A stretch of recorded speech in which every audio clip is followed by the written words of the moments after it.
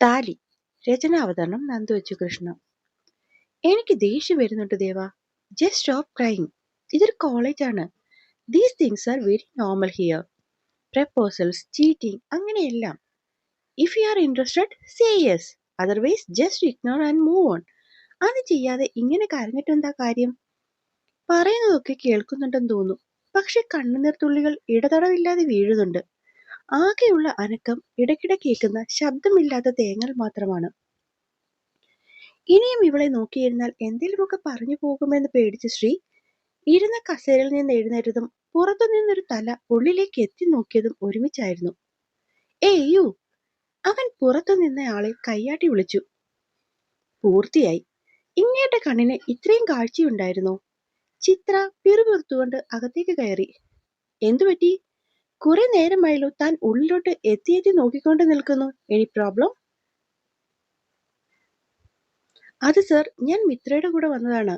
അപ്പോ കഴിഞ്ഞോന്നറിയാൻ. Sorry sir. അല്ലടോ, തനിക്കിതിനെ പറഞ്ഞ് മനസ്സിലാക്കിക്കൂടെ? ഇതൊക്കെയല്ലേ കോളേജ് ലൈഫ്. അതിനെ ആ രീതിയിൽ കാണാതെ ചുമ്മാ കരഞ്ഞു വെറുതെ ഷോ ഇറക്കി. സർ പ്ലീസ്, മിത്ര ഇങ്ങനെയാണ്. ചിത്ര അവൻ പറഞ്ഞത് ഇഷ്ടപ്പെടാതെ ഇടയ്ക്ക് കയറി കട്ട് ചെയ്തു നിന്നു. എടോ, ഇതൊക്കെ ഭാവിയിൽ നിങ്ങൾക്ക് ഓർത്തു ചിരിക്കാൻ പറ്റുന്ന സംഗതികൾ മാത്രമാണ്. അല്ലാതെ ആ ചെക്കൻ ഇവളെ കെട്ടാൻ പ്രപ്പോസ് ചെയ്തതെന്നാണോ നിങ്ങളുടെയൊക്കെ വിചാരം? കഷ്ടം. എടോ, അവൻ പിള്ളേരുടെ മുന്നിൽ ആളാവൻ വെറുതെ ഷോ ഇറക്കിയതാ. അതുപോലും മനസ്സിലാക്കാൻ മൂളയില്ലാത്ത ഒരെണ്ണം. ആവോളം പുച്ഛം അവന്റെ വാക്കുകളിൽ തുളുമ്പി നിന്നു. സോറി സർ, ഒരു കാര്യം പറഞ്ഞോട്ടെ? ശ്രീ ചിത്രയെ ഒന്ന് നോക്കി. ഇവളെ പ്രപ്പോസ് ചെയ്ത ആ ചെക്കനെ സാറിന് അറിയാമോ? ഇല്ല, PG സ്റ്റുഡന്റ് ആണെന്ന് മാത്രമേ അറിയൂ. എന്താ? എങ്കിൽ സർ, ആ ചേട്ടന്റെ പേര് കാശി ശിവപ്രതാപ്. ശിവ കൺസ്ട്രക്ഷന്റെ അനന്തരാവകാശി. ഇവൾ ഇവിടെ ജോയിൻ ചെയ്തതിന്റെ അന്നേ ഇവൾ പുള്ളിക്കുള്ളതാണെന്ന് ആളങ്ങ് ഉറപ്പിച്ചു. എന്നിട്ടത് ഈ കോളേജ് മൊത്തത്തിൽ അങ്ങ് പാട്ടാക്കി. അതുകൊണ്ട് മറ്റു കോഴിക്കുഞ്ഞുങ്ങളുടെ ഉപദ്രവം ഇവൾക്കുണ്ടായിട്ടില്ല. പക്ഷേ ചിത്ര ഇതിനിടയിൽ മിത്രയൊന്ന് നോക്കി. കരച്ചിൽ മഹാമഹം ഇപ്പോഴും അവിടെ തുടർന്നുകൊണ്ടിരിക്കുകയാണ്. നിനക്ക് ഇങ്ങനെ ഇരുന്ന് കരഞ്ഞിട്ട് വിമിഷ്ടമുണ്ടാക്കി വെക്കണോ മിത്തു? മതി, നിർത്ത്. എവിടുന്ന്? അവളെ ഒന്ന് നോക്കിയിട്ട് പിന്നെയും ശങ്കരൻ തെങ്ങിൽ തന്നെ. എടോ, എന്നിട്ട്? ശ്രീ ചിത്രയോട് പറഞ്ഞു പൂർത്തിയാക്കാത്തതിന്റെ ബാക്കി ആവശ്യപ്പെട്ടു. എന്നിട്ടെന്താ സർ? ആൾക്കാരോട് മൊത്തം നടന്നിവളെ ഇഷ്ടമാണെന്ന് പറഞ്ഞവൻ ഇവളെ അബദ്ധത്തിൽ പോലും മുന്നിൽ ചെന്നാൽ വെറുതെ ഒന്ന് ചിരി കൊടുത്ത് വഴി മാറി ഒഴിഞ്ഞു നിൽക്കും. ഏകദേശം 1 മാസം ആളുടെ രീതി ഇത് തന്നെയായിരുന്നു. പിന്നെ പതുക്കെ മുന്നിലേക്കൊക്കെ വരാൻ തുടങ്ങി. അങ്ങനെ ഏതാണ്ട് ഒരു 3 മാസത്തിന് ശേഷം കാശിയേട്ടൻ ഇവളെ പ്രപ്പോസ് ചെയ്തു. എന്നിട്ടെന്താ? സെയിം ഈ അവസ്ഥ. പക്ഷേ അന്നൊരു അഡീഷണൽ സംഭവം കൂടി ഉണ്ടായി. സംഭവമോ? അവൾ ഐ ലവ് യു പറയും മുന്നേ ഫെയിന്റ് ആയി വീണു. പിന്നെന്താ, പനി, വിമിഷ്ടം, 2 ആഴ്ച ലീവ്, ആകെ ജഗപുക. അതോടെ പുള്ളി പിന്നെ ഇവളുടെ മുന്നിൽ നേരിട്ട് വന്നിട്ടില്ല. ഇവളെ കാണാൻ വേണ്ടിയിട്ടാണ് പുള്ളി പിന്നെയും PGക്ക് ഈ കൊല്ലം ഇവിടെ തന്നെ ചേർന്നത്. ഇത്രയും നാള് അമേധിയായിരുന്നവൻ ഇന്നയെ ഇപ്പിടി പണിയിറക്കിയെന്ന് പുരിയല്ലേ സർ? എന്തോന്നാ? Sorry sir, Tamil. அப்பா வந்து തമിഴിയൻ. അതുക്ക് വന്ന് ഇടയ്ക്കിടെ തമിഴ് കയറി വരും. അവനൊന്ന് തല കുലുക്കി. എന്തായാലും ഞാൻ ഇവളെ കൂട്ടിപ്പൊക്കോ. എന്തെങ്കിലും ആവശ്യമുണ്ടാൽ വിളിച്ചാ മതി. സർ? യെസ്. ഇനി 2 അവർ കൂടി ക്ലാസ് ഉള്ളൂ. ഞാൻ ഇവളെ കൂട്ടി വീട്ടിൽ പൊക്കോട്ടെ? ഇനി ഇവളെ ക്ലാസ്സിലേക്ക് കൊണ്ടുപോയാൽ ഇതിലും ചടങ്ങാ. ആരേലും എന്തെങ്കിലും ചോദിക്കുമ്പോഴേ പിന്നെ ഇരുന്ന് മോങ്ങാൻ തുടങ്ങും. ശരി, പൊക്കോ. എടോ, തന്റെ പേരെന്താ? ചിത്ര. ഒരു സെക്കൻഡ്, ഇതെന്റെ നമ്പരാണ്.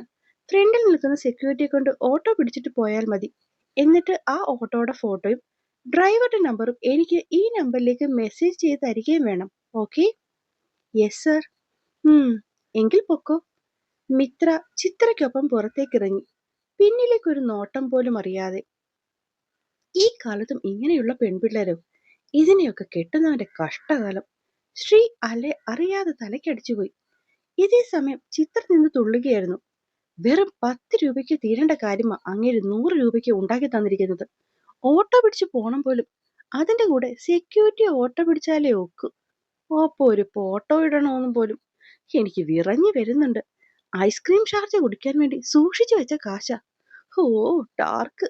അല്ലേ, ഇത്രയുമൊക്കെ പറഞ്ഞ അങ്ങേർക്ക് ഒരു 500 രൂപ എടുത്തു തന്നിട്ട്, ദേ പിള്ളേരെ, മൈത്രി കരഞ്ഞ് ക്ഷീണിച്ച കാരണം അവൾക്കൊരു ജ്യൂസും പിന്നെ തന്റെ കൂട്ടുകാരിയെ പഠിത്തം പോലും ഉപേക്ഷിച്ച് കൊണ്ടുപോകാൻ മനസ്സ് കാണിച്ച നിനക്ക് ഒരു ചിക്കൻ ബിരിയാണിയും ഷാർജയും കൂടെ കഴിച്ചിട്ട് വീട്ടിൽ പോണേന്ന് പറഞ്ഞിരുന്നെങ്കിൽ ഒരന്തസ്സുണ്ടായേനെ. ഇതിപ്പോ ശേ. ചിത്ര ഇടം കണ്ടിട്ട് കൂടെയുള്ള ആളെ നോക്കുമ്പോൾ കരച്ചിലൊക്കെ മാറി ആൾ അവിടെ നിന്ന് ചിരിക്കുന്നുണ്ട്.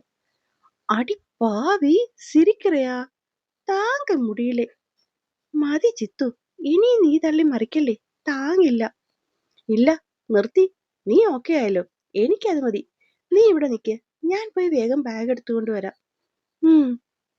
മിത്രയെ സ്റ്റാഫ് കോറിഡോറിൽ നിർത്തി ചിത്ര ക്ലാസ്സിലേക്ക് ഓടി. ശ്രീ പറഞ്ഞ പോലെ സെക്യൂരിറ്റി ഓട്ടോ വിളിച്ചു കൊടുത്തു. പിന്നെ ഓട്ടോ ചാർജ് ചോദിച്ച് പോക്കറ്റിൽ നിന്ന് ക്യാഷും എടുത്തു കൊടുത്തു. ചേട്ടാ വേണ്ട, ഞങ്ങൾ കൊടുത്തോളാം. അയ്യോ മോളെ, ഇതെന്റെ കാശല്ല, സാറ് പറഞ്ഞിട്ടാണ്. അത് കേട്ടതും മിത്തു ചിത്രയൊന്ന് നോക്കി. ഈ സാറ് പൊന്നപ്പനല്ലടി, തങ്കപ്പനാ തങ്കപ്പൻ. അവള് വൃത്തിയായി ഒന്ന് ഇളിച്ചു കാട്ടി തിരിഞ്ഞിരുന്നു കൊണ്ട് അവളോടായിട്ട് പറഞ്ഞു. വളരെ സ്പീഡിലാണ് ശ്രീയുടെ കാർ പോർച്ചിലേക്ക് കയറി നിന്നത്. അമ്മേ. കാറിന്റെ ശബ്ദം കേട്ടിട്ട് അമ്മയുടെ മോനെന്ന് ഫുൾ കലിപ്പിലാണെന്ന് തോന്നുന്നു. എന്തു പറ്റിയോ ആവോ, ഇനിയിപ്പോ ആ സ്നേഹപിശാചെങ്ങാനും ഇങ്ങനെ തേച്ചോ? ശ്രീകുട്ടി സതിയുടെ ചെവിയിൽ പറഞ്ഞുകൊണ്ട് നേരെ നോക്കുന്നത് ശ്രീയെയാണ്. അവന്റെ ദേഷ്യത്തോടെയുള്ള മുഖം കണ്ടതും അവള് കുനിഞ്ഞിരുന്ന് ആഹാരം കഴിക്കാൻ തുടങ്ങി. അമ്മ ഇതെങ്ങോട്ടാ? ഞാൻ മോളുടെ അടുത്തേക്ക്.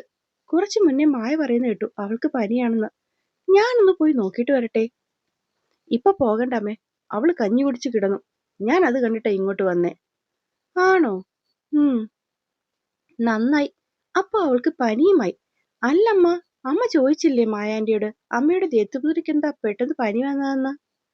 അതിപ്പോ പനി വരാൻ കാരണം വേണോ? നിനക്കിത് എന്താടാ? എനിക്കൊന്നുമില്ല. പക്ഷെ ഈ പോക്ക് പോയാൽ അമ്മയുടെ മോൾക്ക് പനിയും നിമിഷ്ടം ഒഴിഞ്ഞ് നേരമുണ്ടാവില്ല. എന്താ ശ്രീ, എന്താടാ കാര്യം? അമ്മ പോയി അവളോട് ചോദിക്ക്. എനിക്ക് അവളുടെ പേര് കേൾക്കുമ്പോഴേ വിറഞ്ഞു വരും. എല്ലാരെയും ഒന്ന് ദഹിപ്പിച്ചു നോക്കി ശ്രീ സ്റ്റെപ്പിനരിയിലേക്ക് നടന്നു. ശ്രീകുട്ട നിന്നേ. എന്തായാലും പൊന്നുമോൻ ഇത്രയും തുള്ളിയതല്ലേ, ഇനി കാര്യം കൂടെ അങ്ങ് പറഞ്ഞിട്ട് പോയാൽ മതി. അവൻ ഒന്നും മിണ്ടാതെ നിന്നു. ശ്രീ. നീലന്റെ സ്വരത്തിനു മുന്നിൽ അവനൊന്ന് പതറി. പിന്നെ ഇന്ന് കോളേജിലുണ്ടായ കാര്യങ്ങൾ മൊത്തം പറഞ്ഞു. ഒരാൾ വന്ന് ഇഷ്ടമാണെന്ന് പറഞ്ഞപ്പോൾ അവന്റെ മുഖത്ത് നോക്കി ഒരു നോ എന്ന് പോലും പറയാൻ പറ്റാത്തവളെയല്ലേ നിങ്ങൾ എല്ലാരും കൂടി എനിക്ക് കണ്ടുപിടിച്ചു വെച്ചിരിക്കുന്നത്. ഇവളൊക്കെ ഉണ്ടല്ലോ എന്റെ സ്നേഹയുടെ മുന്നിൽ ബിഗ് സീറോ ആണ്. പക്ഷെ നിങ്ങൾക്കൊക്കെ സ്നേഹയെ പിടിക്കില്ലല്ലോ. ഈ പട്ടിക്കാട്ടുകാരി തൊട്ടാവാടിയല്ലേ ബോധിക്കൂ. ഇവളെ എങ്ങാനും കാലക്കേടിന് ആരെയും കിട്ടിയാൽ അവന് പിന്നെ വേറൊരു ജോലിക്കും പോകാൻ നേരം കാണില്ല. കാരണം ഫുൾ ടൈം ഭാര്യയ്ക്ക് ബോഡി ഗാർഡായി വീട്ടിലിരിക്കേണ്ടി വരില്ലേ. ശ്രീകുട്ടാ. സതിയുടെ സ്വരം അങ്ങ് ഉയർന്നു. അമ്മ ഒച്ച വെക്കണ്ട, ഞാൻ കാര്യമാ പറഞ്ഞേ. നീ 24 മണിക്കൂറും അവൾക്കൊപ്പമല്ലേ ശ്രീകുട്ടി? നിന്നെ കൊണ്ട് പോലും ആ പെണ്ണ് നേരെയായില്ലല്ലോടി. ശ്രീകുട്ടാ. നിക്കമ്മേ, ഏട്ടൻ പറയട്ടെ. പറഞ്ഞു തീർത്തിട്ട് ഇതിന് ഞാൻ മറുപടി കൊടുക്കാം. നീ എന്ത് മറുപടി തരാൻ? അല്ലെങ്കിൽ തന്നെ ഈ കാര്യത്തിൽ അവളെ എങ്ങനെ ന്യായീകരിക്കും? പിന്നെ ന്യായീകരിക്കാൻ കാരണം കണ്ടെത്തുന്നവർക്ക് 1000 കാരണങ്ങൾ കിട്ടും. അവൻ അത്യാവശ്യത്തിൽ ചിറി കൂട്ടി. ഏട്ടാ ഒരു സെക്കൻഡ്, ഈ പാത്രം ഞാനൊന്ന് അടുക്കളയിൽ കൊണ്ട് വെച്ചോട്ടെ. അത് പറഞ്ഞ് ശ്രീകുട്ടി ടേബിളിൽ നിന്ന് എഴുന്നേറ്റ് പോയി കൈ കഴുകി തിരിച്ച് ശ്രീയുടെ മുന്നിൽ തന്നെ വന്ന് കൈ കെട്ടി നിന്നു. ഇനി പറ, ഏട്ടന് ശരിക്കും എന്താ പ്രശ്നം? അപ്പോ ഞാൻ ഇതുവരെ പറഞ്ഞതൊന്നും നീ കേട്ടില്ലേ? കേട്ടു. അതുകൊണ്ടാണ് ഈ ചോദ്യം. ശരിക്കും പറഞ്ഞാൽ മിത്തു ബോൾഡ് അല്ലാത്തതാണോ, അതോ സ്നേഹയെ ഇവിടെ ആർക്കും ഇഷ്ടമല്ലാത്തതാണോ ഈ നേരം ഏട്ടന്റെ മുന്നിലുള്ള പ്രശ്നം? അത് രണ്ടായാലും അതിനുള്ള ഉത്തരം ഞാൻ ഏട്ടന് തരാം. ആദ്യത്തേത് മിത്തു. അവൾ ഒരു പേടിത്തൊണ്ടിയാണ്. ഇപ്പൊ മുതലല്ല ഏട്ടാ, പണ്ടേ അവൾ ഇങ്ങനെയാ. ആ സ്വഭാവം കുഞ്ഞിലെ മുതൽ മാറ്റാൻ ശ്രമിച്ചിരുന്നെങ്കിൽ ഒരു പക്ഷേ എന്തെങ്കിലും മാറ്റമുണ്ടായേനെ. പക്ഷെ അവൾക്ക് ചുറ്റുമുള്ളവരെല്ലാം കൂടെ എന്ത് ചെയ്തു? അവൾക്ക് കൂടുതൽ പ്രൊട്ടക്ഷൻ കൊടുത്ത് അവിടെ ഉള്ളിലെ പേടിയെ നന്നായി അങ്ങ് പൊതിഞ്ഞു പിടിച്ചു. ഒരു പേന വാങ്ങണമെങ്കിൽ പോലും സന്തോഷാച്ചന് അവൾക്കായത് വാങ്ങുക. ദേവൂട്ടനുണ്ടായ ശേഷമായിരിക്കും ഒരുപക്ഷെ ആ അച്ഛനും അമ്മയും അവളുടെ വിരൽത്തുമ്പിൽ നിന്നും അല്പമെങ്കിലും പിടിവിട്ടിട്ടുണ്ടാവുക. അങ്ങനെയുള്ള അവൾ പിന്നെ എങ്ങനെ ഇങ്ങനെ ആവാതിരിക്കും ഏട്ടാ? നെക്സ്റ്റ് സ്നേഹ. ജനിച്ചതും വളർന്നുമൊക്കെ 1000 സിറ്റികളിൽ മാറി മാറി. അച്ഛനും അമ്മയും ബിസിനസ് ഫീൽഡ് ആയതുകൊണ്ട് തന്നെ കുഞ്ഞിലെ അവൾ സെൽഫ് ഏബിൾ ആയി. അതുകൊണ്ട് തന്നെ അവൾ ആരെയും ഡിപ്പെൻഡ് ചെയ്യുന്നില്ല. അല്ലെങ്കിൽ അതിന്റെ ആവശ്യം അവൾക്കില്ല. ഇവിടെ ചുറ്റുപാടുകളാണ് ഏട്ടാ ഒരാളുടെ ബോർഡാക്കിയതും അടുത്തയാളെ ഇന്നസെന്റ് ആക്കിയതും. അങ്ങനെ ഇരിക്കെ ഏട്ടൻ എങ്ങനെയാ ഇവരെ തമ്മിൽ കമ്പയർ ചെയ്യാൻ തോന്നുന്നത്? അങ്ങനെ ആലോചിച്ചിട്ടാണ് എനിക്ക് അത്ഭുതം. സാദിയും ശ്രീകുട്ടനും നീലനുമൊക്കെ അവളെ അത്ഭുതത്തോടെ നോക്കി നിന്നു. ആദ്യമായിട്ടാണ് ശ്രീകുട്ടി ഇങ്ങനെ സംസാരിക്കുന്നത്. പിന്നെ അവസാനം ഏട്ടൻ പറഞ്ഞ കാര്യം, ഞങ്ങൾക്കെല്ലാം മിത്തുവിനെ ഒരുപാട് ഇഷ്ടമാ. ഏട്ടന്റെ പെണ്ണായിട്ട് അവള് വരണമെന്ന് നല്ല ആഗ്രഹവുമുണ്ട്. അതിന്റെ കാരണം വേറൊന്നുമല്ല. ഇന്നല്ലെങ്കിൽ നാളെ എന്റെ ഏട്ടനൊന്ന് തളർന്നു പോയാൽ കിട്ടാനുള്ള കോടിയുടെ കണക്കിലെ ബാലൻസ് ഷീറ്റ് നോക്കി പ്രോഫിറ്റ് ലെവൽ കൂടുതലുള്ളിടത്തേക്ക് പാദം മാറ്റി ചവിട്ടാതെ എന്റെ കൊച്ച് ഏത് പരിസ്ഥിതിയിലും ഏട്ടനൊപ്പം തന്നെ ഉണ്ടാകും എന്നുള്ള ഉറപ്പ്. അങ്ങനെ ഒരു പെണ്ണിനെയല്ലേ ഏട്ടാ എല്ലാവരും ആഗ്രഹിക്കുക. തളരുമ്പോ ആണ് ഏട്ടാ താങ്ങാൻ ഒരു കൈ വേണ്ടത്. അല്ലാതെ ബി സൈഡിൽ പാട്ടും പാടി ഇൻസ്റ്റയിൽ പോസ്റ്റ് ചെയ്യാൻ പിക്കിടാനല്ല. ശ്രീകുട്ടിയുടെ മുഖം ദേഷ്യം കൊണ്ട് ചുവന്നു. പിന്നെ ഇത് ഏട്ടന്റെ ലൈഫാണ്. ആരെ വേണമെങ്കിലും ഏട്ടന്റെ കൂടെ കൂട്ടാം. ഞങ്ങൾ അസ് എ ഫാമിലി ഒപ്പം തന്നെ ഉണ്ടാകും. പക്ഷെ ഒരു റിക്വസ്റ്റ് ഉണ്ട്. ഒപ്പം കൂട്ടുന്നവർ ജീവിതകാലം മൊത്തവും ഒപ്പം ഉണ്ടാകുമെന്നുള്ള വിശ്വാസം മിനിമം ഏട്ടനെങ്കിലും വേണം. പറഞ്ഞെന്തെങ്കിലും ഏട്ടനെ ഹേർട്ട് ചെയ്തിട്ടുണ്ടെങ്കിൽ ഐ ആം സോറി. പക്ഷെ ഹാവ് ടു ടെൽ. അമ്മ, ഞാൻ മിത്തുവിന്റെ അടുത്തേക്ക് പോവുകയാണ്. അപ്പോൾ കഥ ഇഷ്ടമാകുന്ന എല്ലാവരും ഒപ്പം ഉണ്ടാകണേ. സബ്സ്ക്രൈബ് ചെയ്ത് കൂടെ കൂടണേ. നന്ദി.